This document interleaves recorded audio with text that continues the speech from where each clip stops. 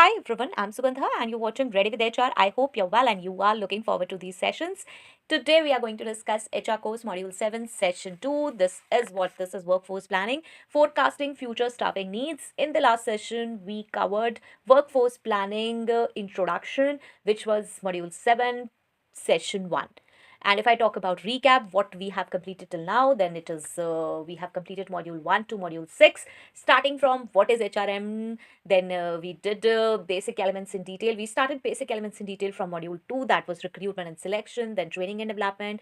Then, yes, performance management. After that, compensation and benefits. Module 6 was employee relations. Okay, so we have covered all this. And yes, in the last session we covered about what is workforce planning. That was an introduction session. So we discussed about workforce planning in HRM, objectives of workforce planning, key components of workforce planning, and benefits of effective workforce planning. Now from today we are going to start key components of workforce planning, and first is forecasting future staffing needs. So make sure to subscribe this channel towards the end if you feel like, and do hit that cute notification bell icon so that you could get my updates later on as well. If you need these sessions, you can check the pinned comment. You will find all the series. There are several sessions. I have other 2 channels also, Ready to Get Update and Ready to Upskill. You can check sessions on those channel also. Okay, and if you are well versed in Hindi language, you can check those sessions so you could get videos from there also. So let's get started with this. Forecasting future staffing needs in HRM.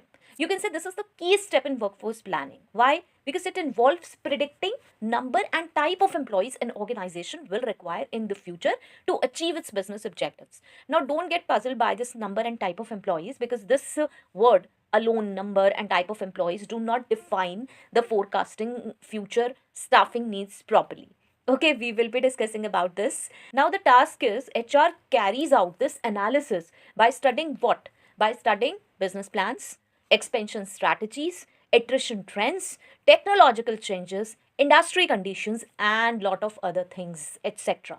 So this cannot be done like, okay, we are counting how many people we need in certain departments, and yes, okay, this counting is over. We need to consider lot of things while analyzing this, while analyzing the number and type of employees. So never talk about, okay, jobs are not there, or never say there are a lot of jobs, because it's easy to interpret that, okay, there are a lot of jobs available and jobs are not there in the market.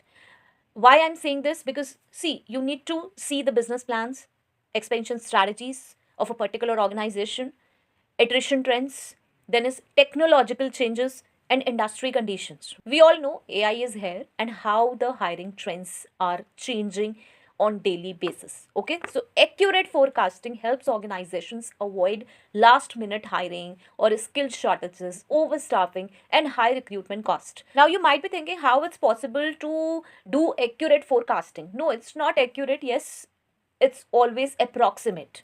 Accurate is when we are sitting, we will be analyzing lots and lots of things, we will be collecting lots of data, and we will come to certain conclusion, and we will say, okay, this is nearest to accurate. So that will be approximate actually.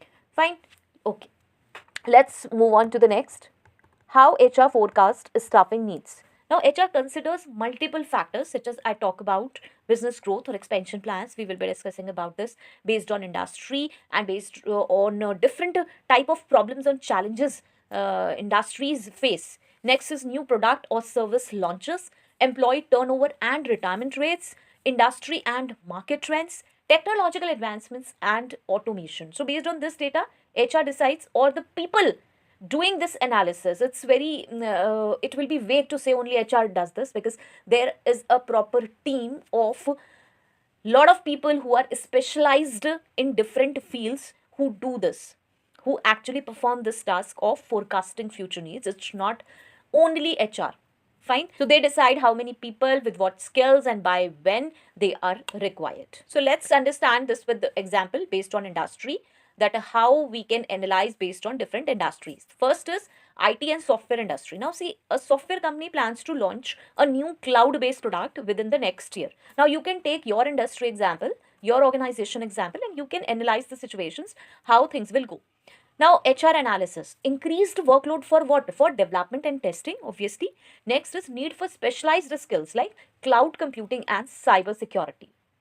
Fine. And yes, 2, 3, 4 more. This is just an example. So forecast would be HR plans to hire additional software developers, QA testers, and cloud engineers 6 months before the product launch to meet deadlines, and maybe 1 or 2 years, because this is very hypothetical to say that okay, it will be done within 6 months or so. When we plan things on paper, when we document it, when we analyze actual things, how others are doing, how market is doing, how my competitors are doing, and how it should be done, then we need to take extra time also. So not only 6 months, it could be 9 months, it could be 12 months, or 1.5 year as well. Now, next is retail industry. Now, see, a retail chain plans to expand by opening 10 new stores across multiple cities. Now, what they're planning to open 10 new stores in multiple cities, across multiple cities. Now, each store requires sales executives, we all know, store managers, cashiers, warehouse staff, okay, or maybe other people as well. Now, seasonal demand during festive sales. Seasonal demand will be there during festive sales, so we need to accommodate that also, because retail item, we all know there are thousands of retail items. So HR forecast bulk hiring of sales staff and store managers along with temporary staff for peak seasons. Okay, now this temporary staff, how we will do the hiring and process, that we have already discussed in earlier sessions, module 2, recruitment and selection. Fine. Next is manufacturing industry. Now, a manufacturing company introduces a new automated production line. Now, we all know that when new automated production line is there, then there will be reduced requirement for manual labor. That's very common. Now, increased demand for technically skilled machine operators and maintenance engineers. Now, here we can plan that yes, few machine operators, technically skilled machine operators we have hired, and few people from labor who are, you can say, technically qualified, we can keep them, and they can work with the skilled machine operators, and later on they can learn also.